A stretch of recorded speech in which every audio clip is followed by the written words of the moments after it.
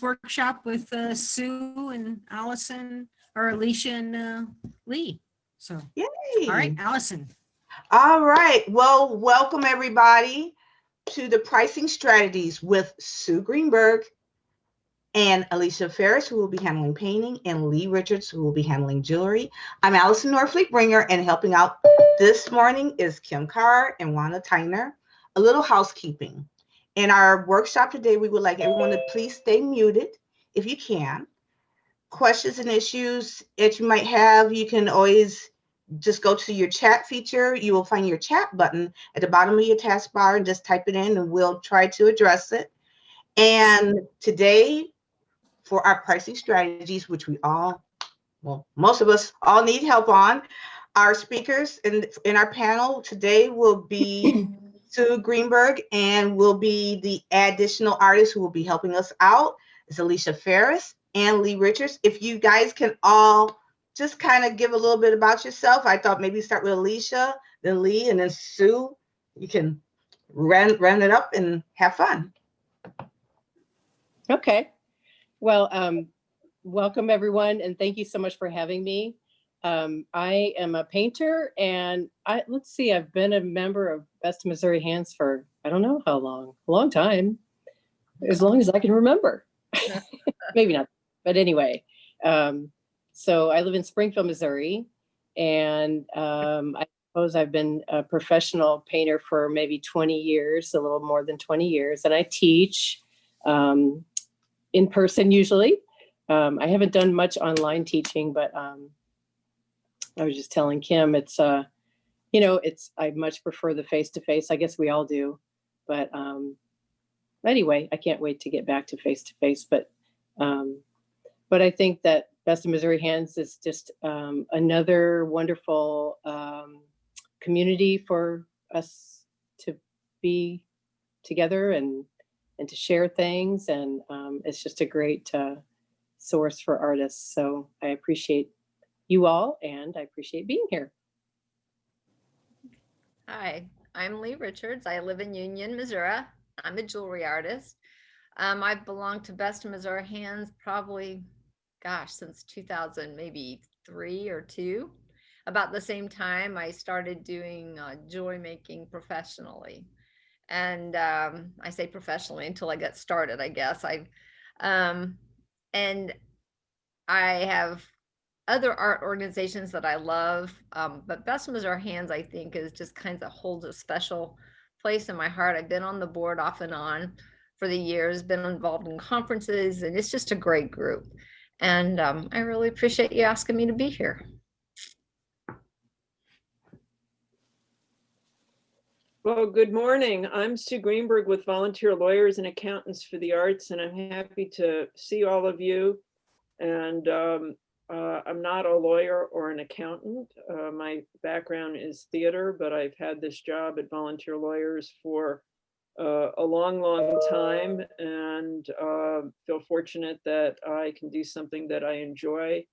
And even though we're on Zoom, it's just great to be able to be together. And you know, Springfield, and I think there's somebody on from Kansas City, so there's value added in being able to meet by Zoom that we don't have when we can gather. And I want to give a shout out to Kim, who has been my connection to your organization for quite some time now, for promoting what we do to your members and for inviting me to be with you this morning. So are we good to move on? I think so. Yep. Great. So we're going to talk about pricing, and I have a PowerPoint that I did because it's more interesting to look at slides than at me.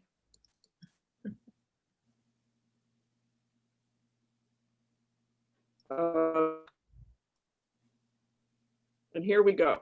So for those of you who aren't familiar with Volunteer Lawyers and Accountants for the Arts, we serve Eastern Missouri all the way to Columbia, and the Kansas City Volunteer Lawyers and Accountants for the Arts serves the western part of Missouri. Our programming is quite similar. We both do matchmaking or referrals to our lawyers and accountants who volunteer to help artists of all disciplines with legal and accounting matters one-on-one. And if that's something that you need help with, you need to jump onto our website and fill out an application. That's how we do the matchmaking based on the applications. And then we do quite a bit of educational programming, and that varies from workshops that we sponsor on our own to sending speakers to meet with groups like what we're doing today.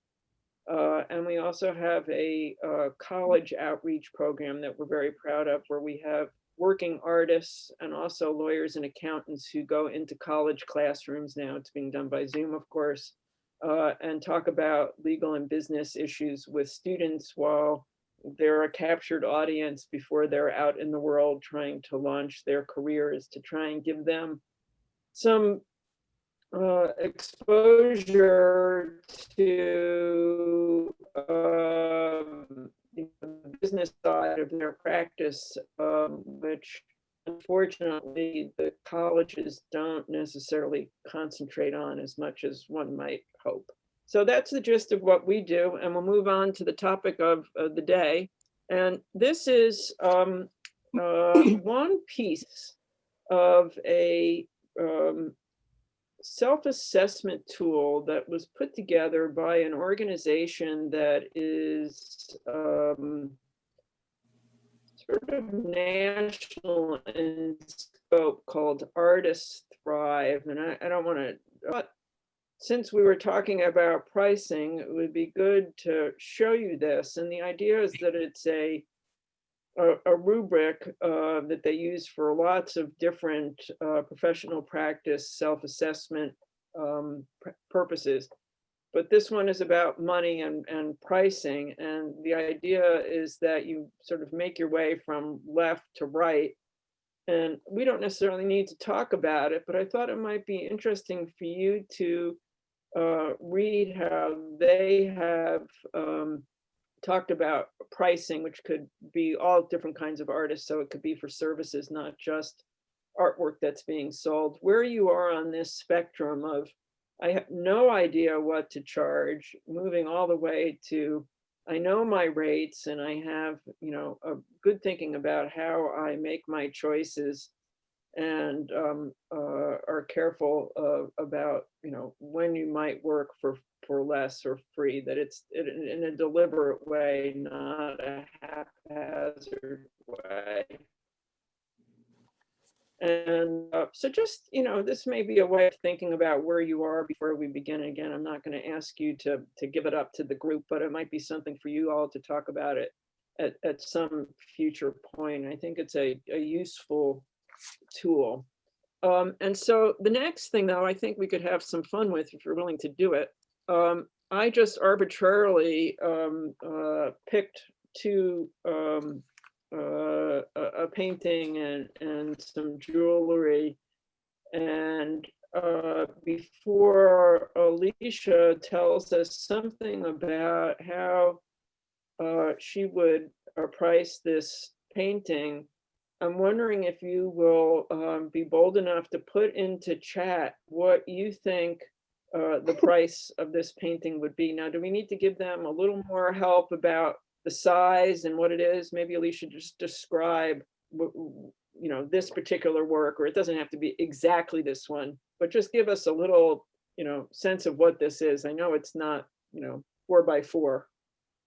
No. So can you hear me now? Yes. Okay. This is Yes, thank you. okay.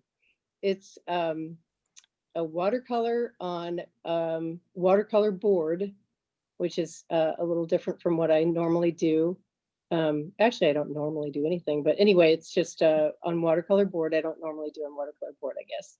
And it is, I'm trying to think of the size. I believe it is 18 by 24. Yeah, so Okay. that's Okay. to go on because this is just for fun. And you know, when I have my to chat somehow. So would one of you of our fearless leaders here read out what people have said in terms of their guesses on prices? You don't have to say the names of who guessed what. Let's just hear, you know, the prices. Well, we got a We 230. got, Anything besides 230 be popping up?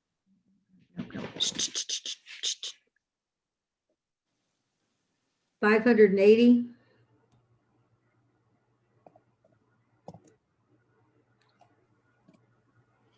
350, 250, 450.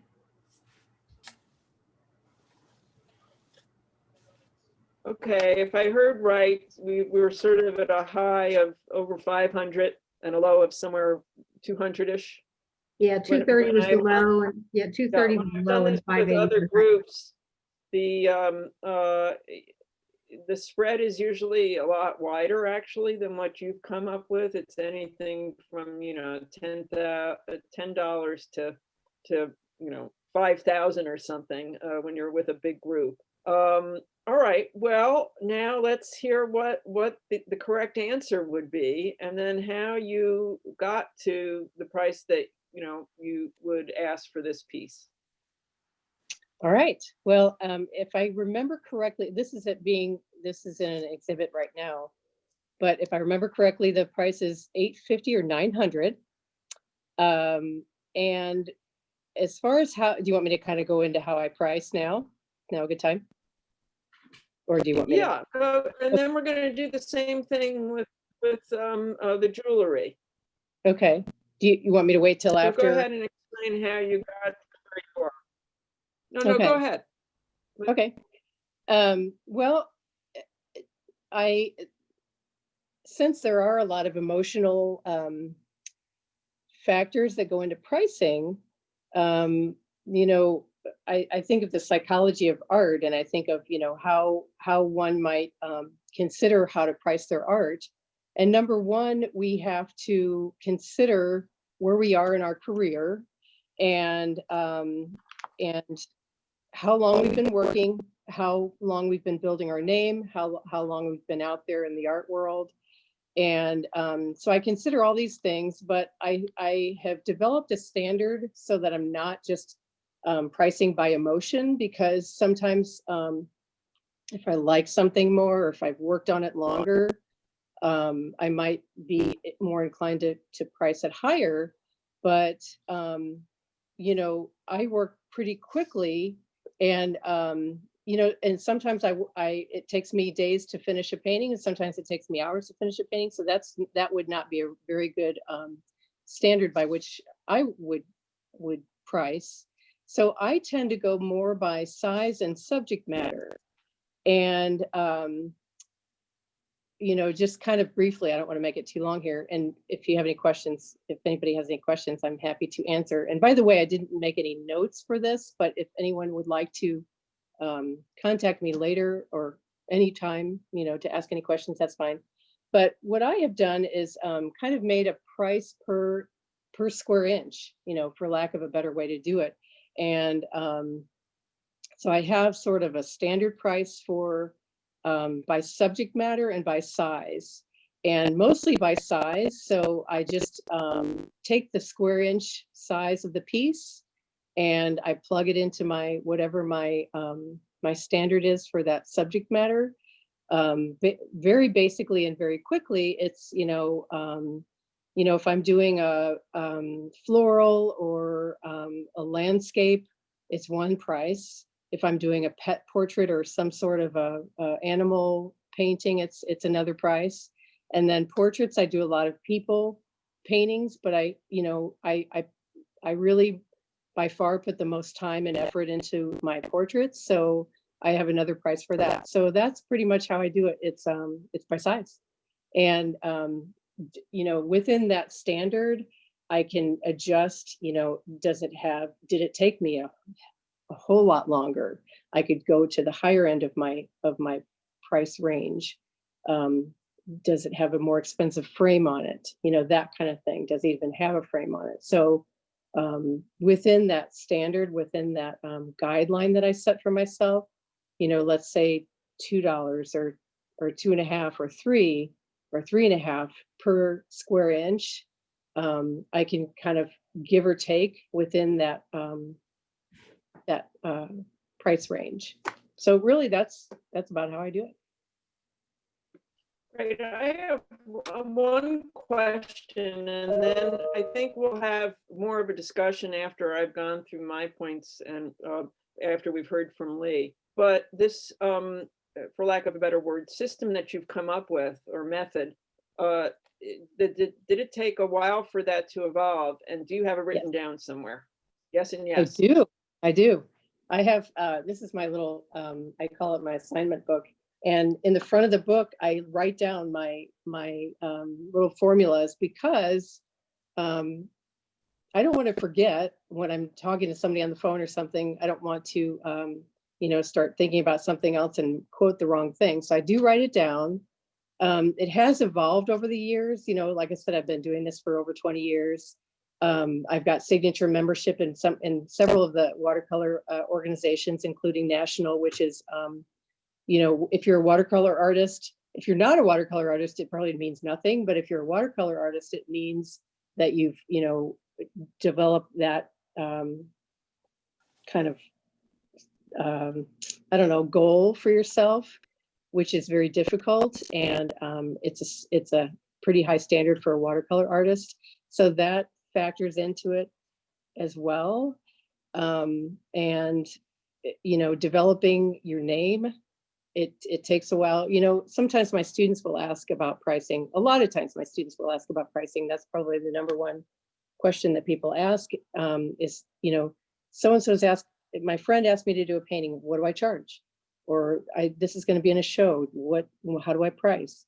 So I try to tell people all of the factors that must go into it. Your emotion about it, how long it took you, how long you've been in the business, where you stand as far as how, you know, how you see your work compared to other artists in the field.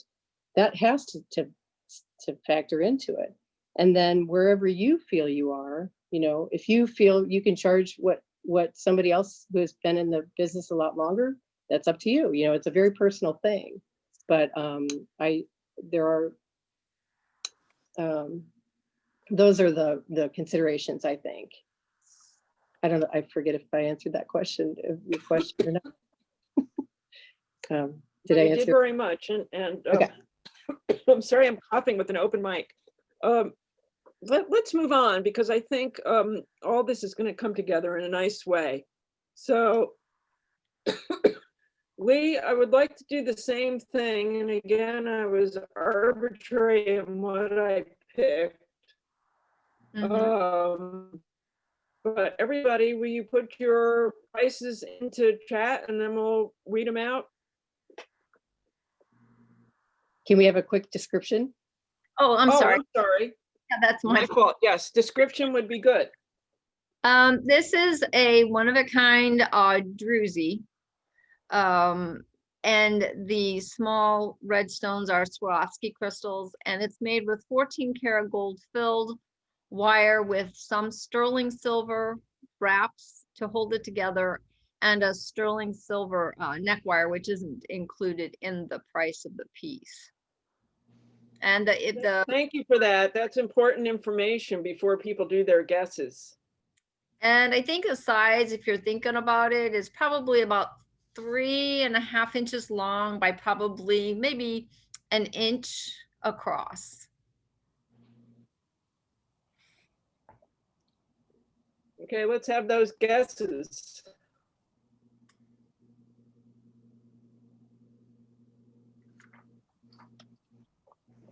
And so how do we make a comment? You should be able to go into chat down at the bottom of your screen. Got it. Okay.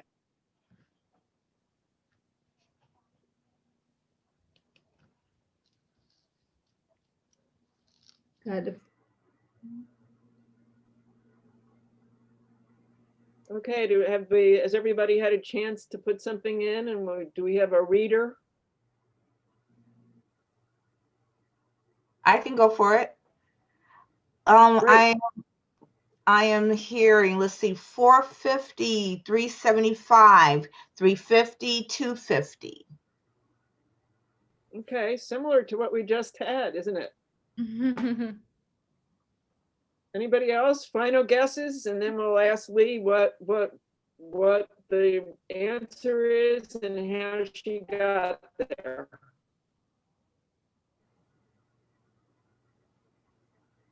Okay, Lee. Okay, Tell us. the price is $225 around there, I think, if I remember right. And I have a program actually that I purchased years and years ago, and it's called Jewelry Design Manager. And this particular program, you can enter all your material and the material cost, and you can also, and then so when you create a piece, it pulls all those elements and the amount of you used of each material and tell you how much you have just put into this piece.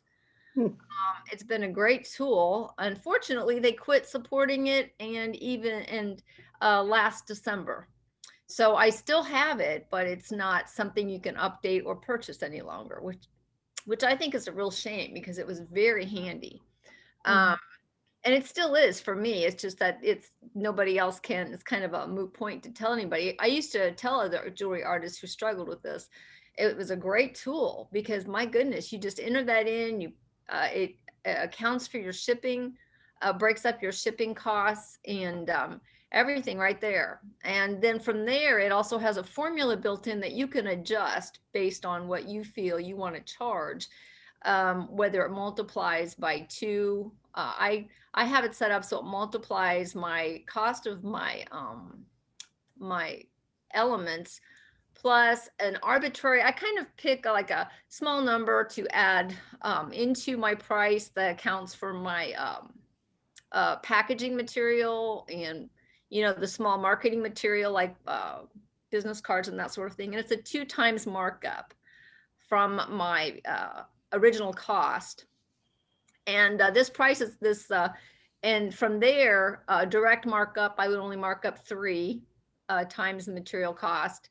And then I also in there factor in my time that I put into the piece at an hourly rate, which you can also put in this program. So, and I usually charge between about $22 an hour. Just because I'm not really one of the artists who I don't have to make a living at this. If I were going to make a living, I'd probably charge a little bit more based on my experience and the time I've been doing this.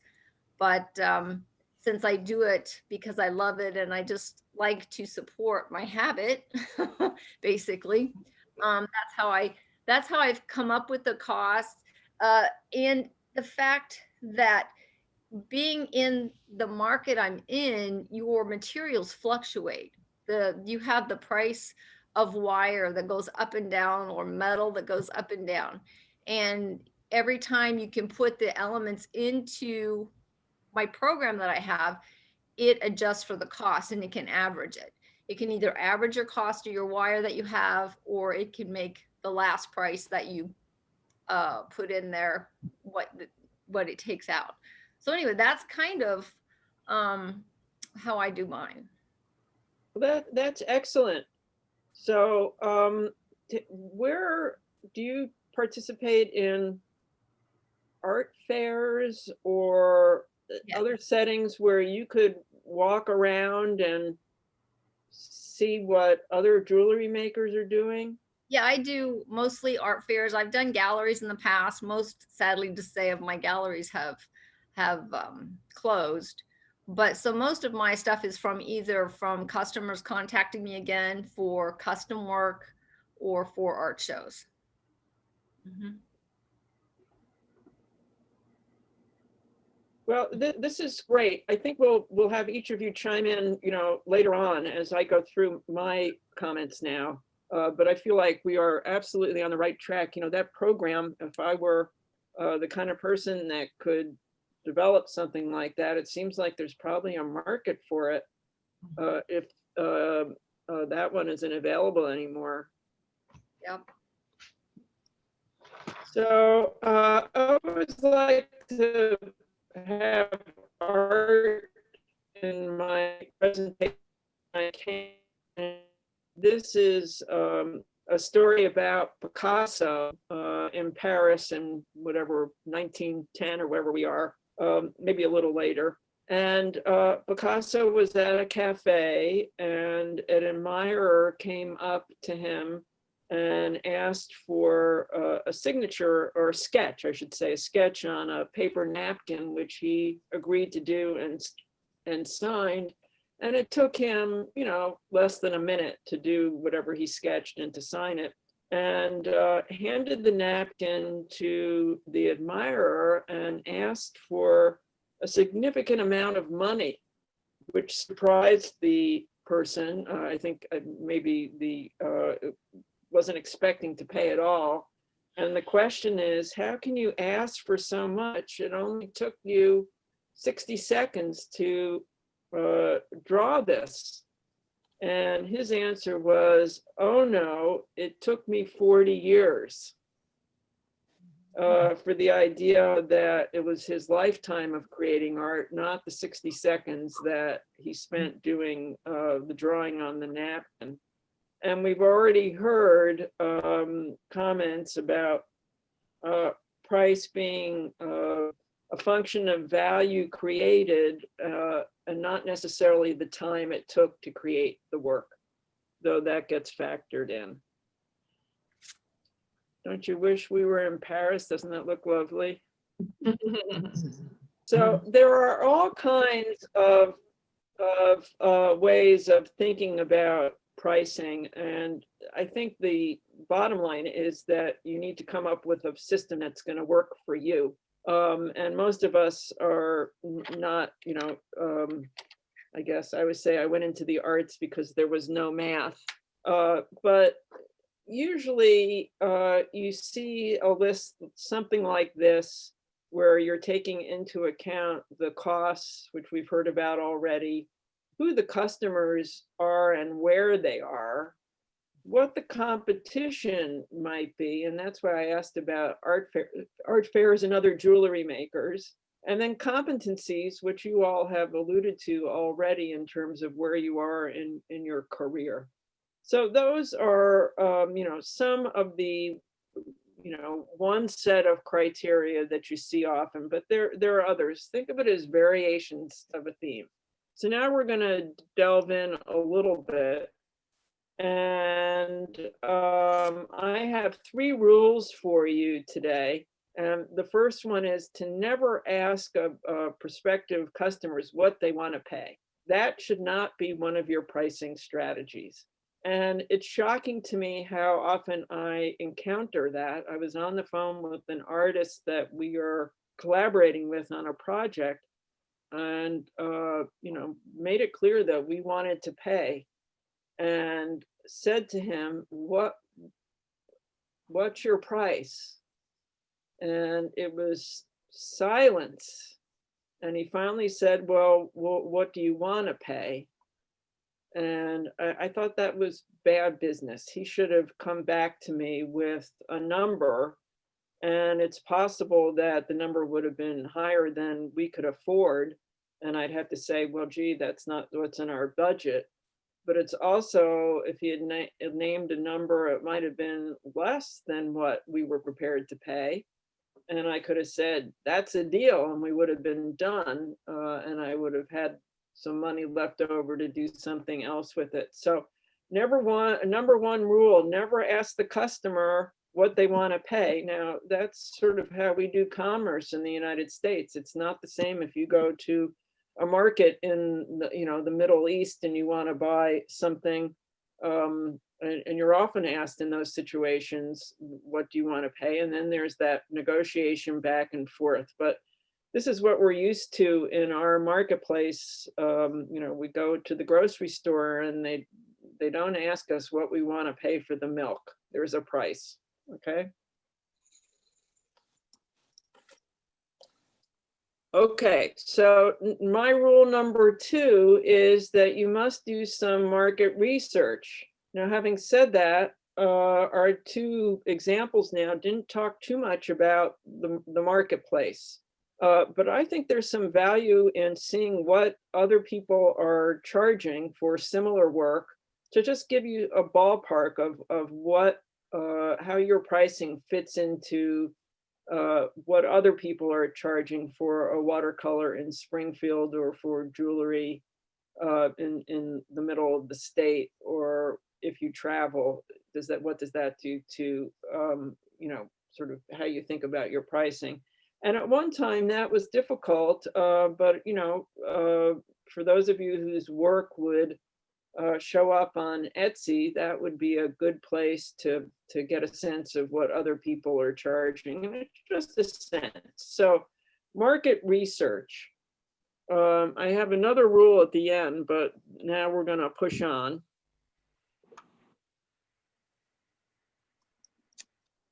Okay.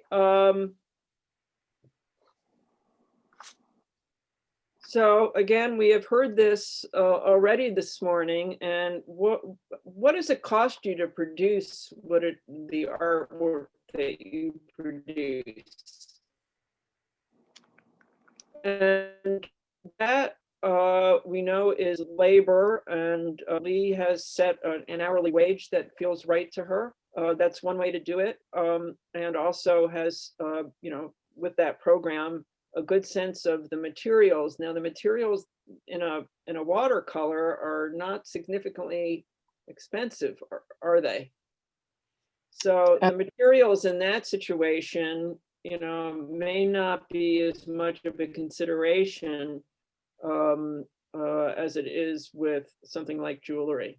Did you want to jump in on that, Alicia? Oh, no, sorry. Yeah, no, I mean, it's not significant. I mean, relatively, but yeah.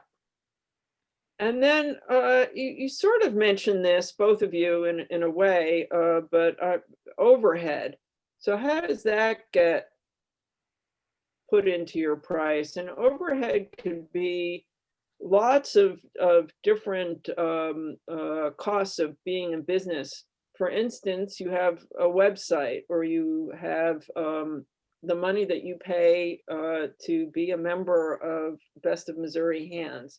All the costs you have associated with your business, if you had a studio and you were paying for that, or even what your studio at your home, what costs are associated with keeping that home studio going.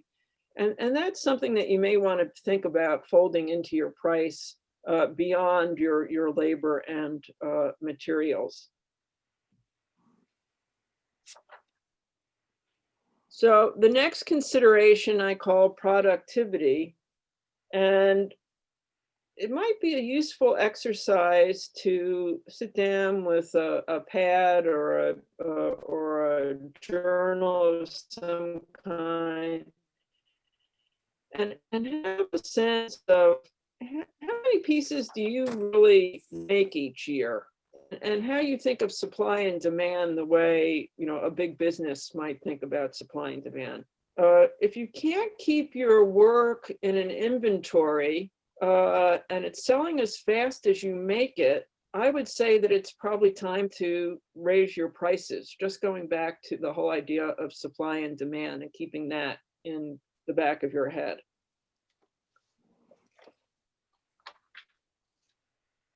And next, we've talked about this now a couple of times, but how do you think about materials? So obviously gold on the left is more expensive than vintage bottle caps to make these earrings. So that does need to be a consideration. For reasons, I don't think it's really material, but it's just sort of how it's evolved, and you can feel free to contradict me, that paintings on canvas are usually priced higher than paintings on paper. Not all the time, but that is something that you see in the marketplace. Cast bronze works are usually more expensive than wood. It has to do with the cost of the materials. And we've heard this already this morning, that larger tends to be more expensive than smaller. But there are exceptions to every one of these, but it's a consideration to be thinking about your materials.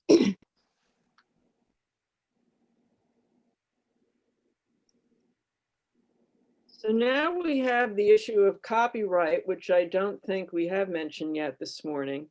And if you are creating something like maybe a portrait, or I think it would come up most often in that, but it could be something that has some sort of commercial use that you are either have been commissioned to do, or the person purchasing it has expressed interest in doing something with your work beyond hanging it on a wall or jewelry, wearing it, something beyond personal use.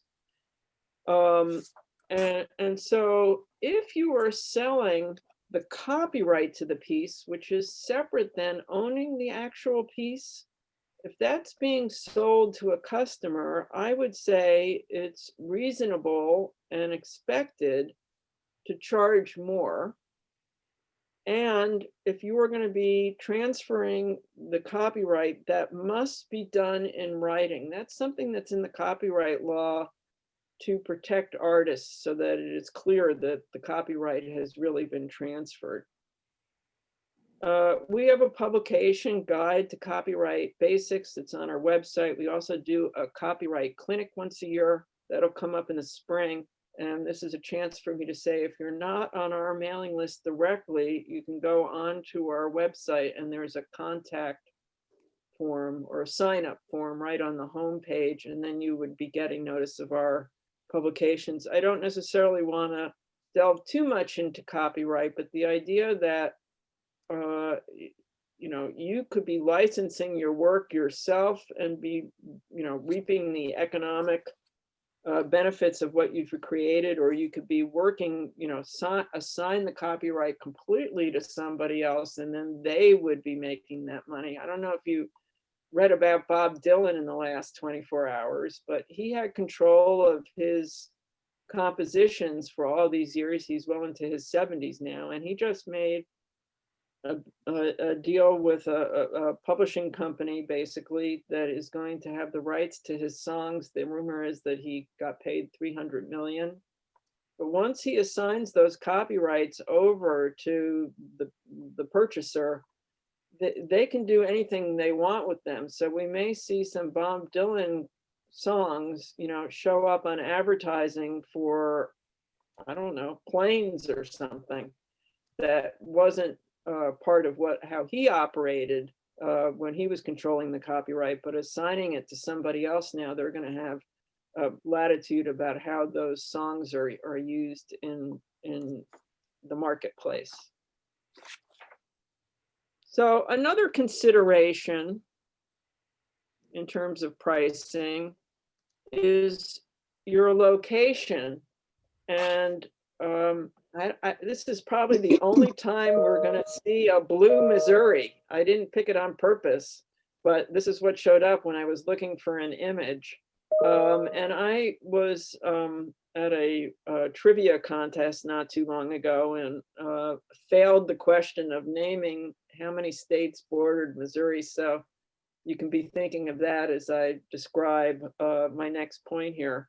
So artists who are living in smaller rural communities have often, just because of how the marketplace works in that area, be charging less for similar work than an artist who lives in a major metropolitan area, particularly if we talked about New York or Los Angeles, where the art market is sort of structured differently.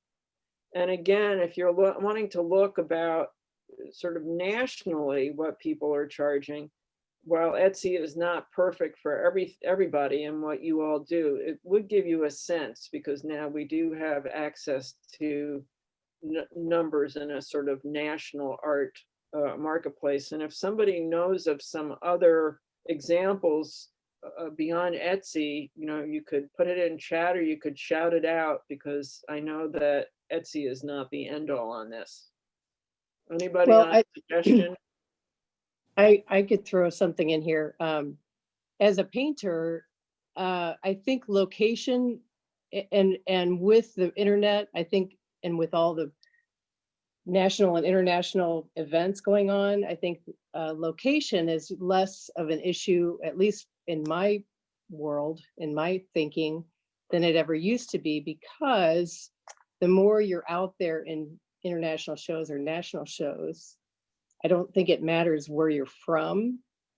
In fact, you know, this brings to mind Ellie Kavanaugh. She's a internationally like superstar watercolor painter. She's from St. Genevieve, Missouri. So I think sometimes it's You know, very, very secondary anymore. Yeah, I think you're making an excellent point. I guess to my point, it's not where you're from, it's where you're selling. So if Where you're you're selling, selling yeah. nationally and you're in the national marketplace, that's one price. But if you're only going to, you know, a craft fair in a rural spot, the expectation in those places is that it's going to be a lower price. Sure. Good point. Yeah. Okay. Now, Can I say something right there of too? course. The tendency is, I've known a lot of people who do this, I shouldn't say a lot, but quite a few, that price their work according to where they are selling. And I've always, everybody I've talked to, that is not a good idea. Right. Basically, you need to stick with a price. Part of that is if you're in a gallery, you don't want to overprice or underprice your work for your galleries. But also, you don't want to do a disservice to your customers if somebody pays a smaller price for something That's right. at the show. And you know, it's not unheard of for somebody to see your work someplace else and see it priced differently if you do it in a pretty small area. Yeah, So I actually have something, and then I'm going to jump ahead and then I can go back. But this was one of my points: consistency, saying what you said in just a slightly different way. And that is, once you have your price structure, to stick with it, and to have some sort of list with dates so that you can, you know, keep consistent. And that said, though, there is, you know, some people give discounts, and that can be done maybe 10% if you have a collector that you have a relationship with. That might be a place to consider doing a discount. You know, sometimes people have a friends and family rate. So you should have some latitude, but your point is so well taken about staying consistent. And, you know, so I have milk here because when we go to the grocery store, you know, it's a consistent price. They're not just raising it up and down by some sort of whim. The opposite of that, of course, we're not traveling now, but when there was more opportunity to just hop on a plane, that is an example of how pricing changes like every 30 seconds when you're buying an airline ticket. And I once saw a diagram, this was many years ago, of a particular flight with the seats, like a map of the seats, and it had what each person had paid for that seat to go from A to B, and when they had purchased the ticket. And the pricing had nothing to do with when they bought it, or, I mean, it was so all over the place that if the people on the plane had shared the information with each other, I think there would have been a bit of an uproar as they discussed what they had paid. So let me just go back for a second. And this, talk about emotional charged way of thinking about pricing, the whole idea of how do we think about excellence, and that does have some impact on pricing. So it could be resume, it could be where you have been showing, and a sales record of where, what the pricing has been. So that as that grows, there's an expectation that your prices will go up as well, having to do with your reputation. Now, with everything, there is always a caveat.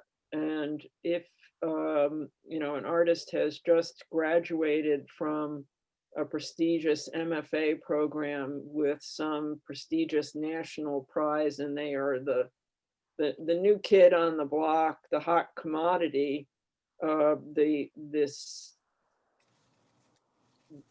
depth of the resume or the number of exhibitions or number of sales is not going to be what drives the price up. It's sort of the 15 minutes of fame can do that as well. So we had a reference to galleries too, and thank you for that. Sadly, the number of galleries, which was never huge, is less. And I have a feeling as we get through the pandemic, we may find that we have lost even more galleries. But if you have a relationship with a gallery, it is a partnership. And so it's good to honor all the terms in the agreement of your consignment agreement with the gallery, and hopefully there is a written agreement. It's required in the state of Missouri. Missouri law says that there should be a written consignment agreement, and it even outlines what needs to be covered in that agreement. But the bottom line is there's likely something in that agreement that says that you cannot undersell the gallery. And in good faith, you shouldn't be doing that without their permission or input. If there's a friends and family price that's gonna happen, then that should be discussed.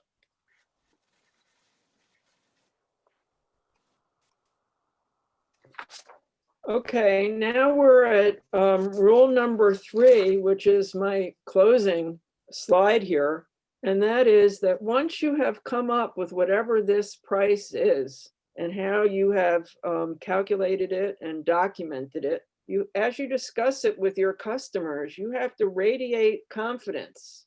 And if you're not confident in how you have talked about your pricing, we're going to know. And if you're not confident, and we know, some customers are going to then try and talk you down, and you don't want that to happen. So confidence is rule number 3, and you may even have to practice so that you don't backtrack on how you have figured out the pricing. And there's nothing wrong, without all the details, in letting somebody know if they question it, how you came up with the price. And my guess is that if you can explain why, then the customer who's already interested in purchasing your work is going to respect you and find it to be a transaction that they can feel good about and enjoy your work going forward. So that's the end of my comments, and I'm going to stop sharing my screen and like to keep Zoom to about an hour, but I'm happy to answer questions, or we can ask the panelists questions. What makes the most sense now to use these last few minutes? Why don't you guys just unmute yourself, raise your hand so we don't talk over each other, and just ask your questions direct. It doesn't have to be a question, it could be a comment. Allison? Hi, I do have one, because it just something that Alicia, you brought up about becoming part of a organization and being put into it that now elevates your level within the watercolor environment, within that genre. how do you, and I think a lot of us who are here, I was looking at some of the people are part of really good organizations, have been doing it for years. How do we relay that to our customer? So then in turn, they will understand, no, they won't say, well, that question of like, well, why does it cost that much? If they knew that you were a part of this organization, you have elevated yourself, you've done your homework, you've done everything, you are elevating yourself. So when they, as you were saying, Sue, they're getting a piece from you that is, from a person who has their stuff in gear. How do we get that to our customer? I hate to say educate them, but get it across, so then in turn we don't not that we don't have to per se go through all that conversation, but that they understand this is why this is, how much money per square, in that piece is $800 and something. Just curious when you were just saying. That's a good question. That's a good question, because I think it's a constant struggle, not struggle. Well, I guess that's a good word. It's all part of the business to sell ourselves. And Sue mentioned marketing, and how hard is it, to market ourselves? We're really marketing ourselves. And what we're doing, I mean, maybe I don't want to spend $50 to enter a show and then to get, either in or out or whatever. And maybe I'll get an award and maybe I won't, but, and pay these annual dues for all these organizations, but, that's the road I chose. Now, how do I convey that to my customer? Mm-hmm. I do have my website. I think, I don't know if anybody agrees with me here, but we have these websites and we spend so much time, and I'm trying to make my website really pretty and nice. And I think, in my head, I imagine that everyone just sees it, but everyone doesn't just see it. So I try to drive people to my website as much as I can. When I meet someone or when I talk about my art, or even when, like, we're building a house now, I give everybody my card. Guess what? It's my art card. So maybe they'll go to my website. So any opportunity that you can get to bring someone to what you've worked so hard to develop, like a website or a blog or whatever you have, good, because then they can read more about you and find out more about you. And you don't have to stand there and go, well, this, blah, blah, blah, blah, and this is who I am, but that is a way to kind of brag on yourself without having to say it out of your own mouth. Otherwise, and like I said, there are all these levels and letters after your name and all that stuff that people may or may not understand what that means. Right. But I guess we can hope that if someone is interested in our art, they will research you and find out. And people like to be part of a, I've got a so-and-so, they like that status. Not only do they like your work, but they like to say that, she works really hard in this and that, or this person is in this or that, or they do this kind of charity work or blah, blah, so I guess as far as that goes, all we can do is try to develop ourselves and get that out there in any way that we can, a newsletter or a blog. I don't do blogs. I wish I had the time to. Do you have any of your labeling, like when someone purchases one of your pieces? And I've been in a gallery when you've been a guest artist, and when I'm selling your eyes, like when I'm selling your pieces, and then I'm just thinking like a way that they could know all these things about you. And actually, a lot of the people who are here, I'm thinking about the fact I've been in places where I'm selling y'all's work. So I think about those marketing tools that if I'm in the gallery, I'm the salesperson and I'm trying to say, well, she does this and you have to check out that and blah, blah, blah. And how it's almost that educating them. So then in turn, we might not have to go through them haggling us down at an art fair. Sure. And, and I have been involved in co-ops and I sell other people's art too. And I always make sure that I know at least one really interesting story about that, or a story about even a piece of their work, how they created it, how they came about. people like the story behind somebody too. So, I mean, it's hard. And I guess as much as we can,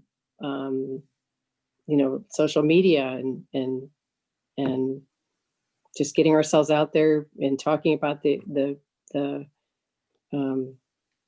connections that we have with other people and how, our organizations relate to each other. And it's definitely a community affair. Thank you. I can add something to what Alicia is saying.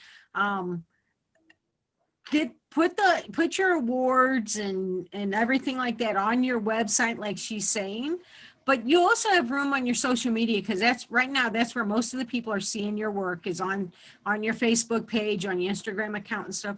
On Facebook, you have an about section. Put those accolades and stuff like that in there. So if people, they can read about what you're doing and what awards you've won or things like that. And so then that hopefully leads them to your website where they can purchase things and stuff. So definitely and like all of us are Best of Missouri Hand members. On your Best of Missouri Hand juried member page, fill that about section out. You think, well, not many people see it. You're wrong. There's more people see that than you realize. And there's more people that skip over you if you don't have your about section filled out, because they don't know anything about you. Give them that opportunity. So I'd encourage you to take advantage and fill out that about section there too. List your awards and everything. So, the more opportunity people have to learn about you, the better chances of your work selling. So. Anybody else questions or Teresa? tips? Yeah, one comment I would make Yeah, is that Teresa I has started my business by doing wholesale. So for a couple years, that's all I was selling to was stores. And then I entered the art market. So in setting my prices, it was really created by my wholesale price and keystoning. However, I tend to wholesale more to galleries and boutiques on the East and the West Coast, and not as many in my market in the Midwest, which is a much lower priced market. So that has always been a dilemma in figuring out my prices. I finally, after talking with many galleries, explained to them that I do not sell my items at the exact price that they would be selling theirs. I sell it a few dollars less, about $5. And occasionally I get comments from customers that may have been in Hawaii or California and purchased a piece of mine. And so my response has always been, well, there you have a lovely gallery with air conditioning or heating and perfect light and carpeting to walk on and a beautiful, paper, they're wrapping your gift up, whatever you purchase. And it's a different situation when you're purchasing it from me at an art fair and it's 105 degrees outside. And that system has worked okay for me so far. Yeah.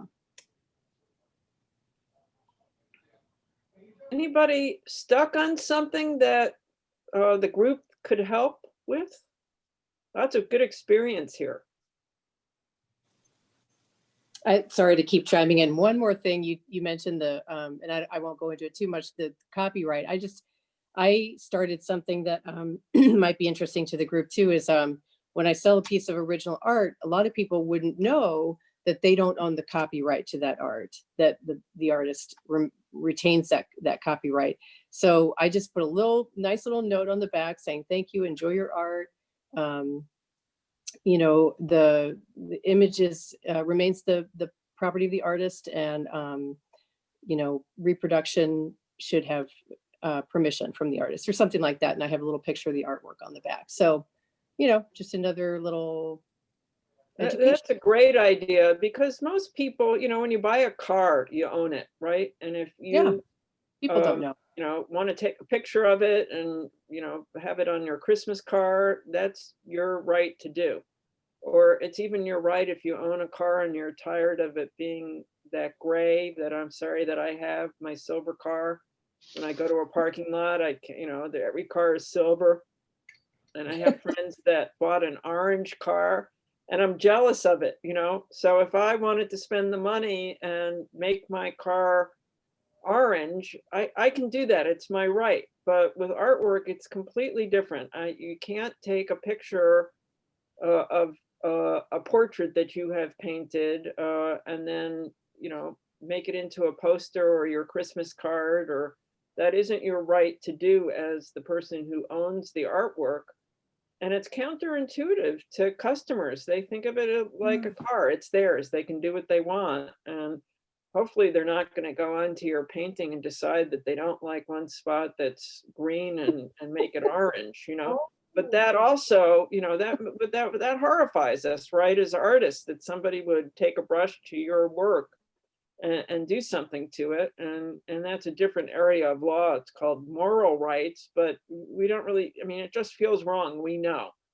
So we know that we can't, you know, cut your painting into 16 pieces and put it in each room of the house. We, as I think people have a sense of that, but they don't have an understanding about copyright. Why would they? That isn't what they do. It's not the world that they live in. So for an artist to educate owners, clients, is a great thing. And the notice on the back is something you can do with a painting more easily than with maybe some other kinds of artwork that you And all. I call it certificate of authenticity. So it makes them feel like this is a good thing. Yeah. So anyway, It's provenance, right? there you go. Hopefully that's an issue for everybody going forward. Any other questions or comments? I'm happy to stay on, but I'm always watch the clock, and I'm conscious that you have, you know, a full day ahead of you. Yeah, I just have one comment too that has kind of goes back to the whole pricing thing. I've had several, I'm in help with several art shows, 4 art shows a year. And I have a lot of people approach me and say, well, I didn't sell anything, or I didn't do well, or I didn't, or how do you, and I said, do your homework. You need to visit. You can't go to a Cadillac showroom and expect to sell a VW, you know, or something like that. Wherever you go, make sure your work and your pricing structure and your audience matches what you do. That's great. That was my point about doing the research. Yeah. And you know, but ultimately you come up with a system that works for you and that makes sense for you and is consistent, except for when it's not. Yeah. Right. So, which is okay. I'm wondering, Kim, I'm pointing at you just because you're my main contact here. Is it worth, while everybody's still on the line now, to see if there's other topics that are of interest, so that maybe we would plan something in 2021? Yeah, that's a great idea, because I just put into the chat that we already have our next workshop scheduled for January 12th.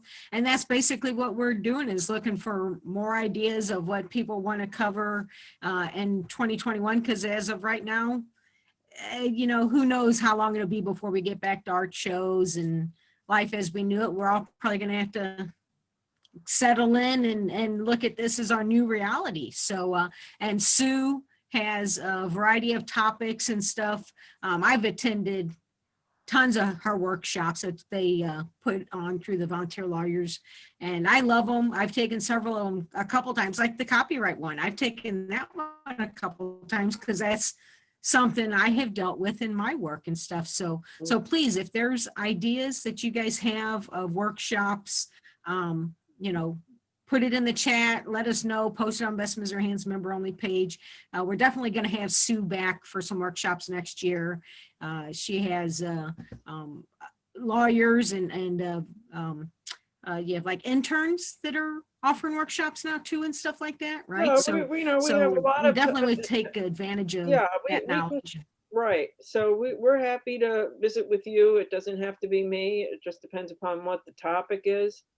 If it's something that we're going to be doing for the general audience already, you know, just the copyright basics, that's probably not what I would want to do necessarily, because there's another opportunity for you to hear that from, we always have an attorney present that one. One idea I had, and it did come up, was to do something where, you got some feedback on your websites, and shared them and talked about them, that can maybe be a little too up close and personal. But we did something several years ago where we had bookmarked some websites from some artists who had participated in a art show, a prestigious fair, and I don't remember if it was Minneapolis or St. Paul. And we showed their sites because, you know, they were strangers and they didn't even know we were doing this. And we had we had a panel. There was a website person and a marketing person and an artist, you know, critiquing the websites. And, you know, wasn't anybody there. So nobody was embarrassed or on the spot. And we found some that were really great and some that didn't feel so good. And everybody went away with ideas of what they might do, you know, back at home. So that might be fun for you as a panel. And you just look at 10 sites and see the good, bad, ugly, and see if that's useful. It's just one idea, but it is fun to see what other people are doing and to rip it to shreds if you want to. I like that because with no we've had a lot risk. we've had a lot of workshops around, you know, getting our stuff online, either through social media or building our websites. So that would be a great follow-up workshop to see how. Well, or people even do it. how are the Facebook pages being handled and what ideas you can get from that. I mean, none of us is particularly, you know, so unique that you can't get ideas from other people and figure out how it would apply to what you're doing. No, I think that's an excellent idea. We have an encouragement group with Best Missouri Hands, and it meets twice a month on Tuesdays. The first Tuesday of the month, it's at 10 a.m. The third Tuesday of the month, it meets at 4:30 p.m. And this next one that we're doing first Tuesday next month is we're going to critique each other's social media pages and stuff, those that have submitted their page to be. And so Barb's one of those participants, and you know, everybody else that's doing it is going to look at her social media pages and just see if anything, you know, stands out that maybe we can help with. So I think that's a great idea with the websites, because that's something that I constantly struggle with too. Is this, you know, is this being presented well? You know, is it easy for someone to navigate around and stuff like that? So I think that's a great idea, Sue. Yeah, I mean, there's a way to do that gently that is, you know, I can send it to you, Kim, but the gist of it is that if someone, you know, doesn't like your homepage or has, you know, wants to criticize it or give a suggestion, rather than saying, gee, that, you know, I can't read anything, the type is too small or whatever the problem is, to ask the question first of the person before it's called critical response. Maybe some of you have done this. So you would say, Kim, is it okay if we talk about, you know, the font on your homepage? And then you get to say, yes, that would be fine, before people jump in and, you know, tear it to shreds, so to speak. And it keeps the process a little more gentle. I can send you something about critical response. It's a good way to do critiques because it allows the person who's being critiqued to control the process a little bit. Okay, that would be nice. I appreciate it. I appreciate it. Well, maybe we can get something like that together, you know, for our February workshop or something. So I appreciate you throwing that idea out, because I think everybody here, you know, has a website or is working on that one, and you know, anything to help present it better, it'd be nice. So feedback is always good, because, you know, everybody has a different perspective of how they see things. So getting some of those ideas would be helpful. Well, everybody, we appreciate your participation, joining us today.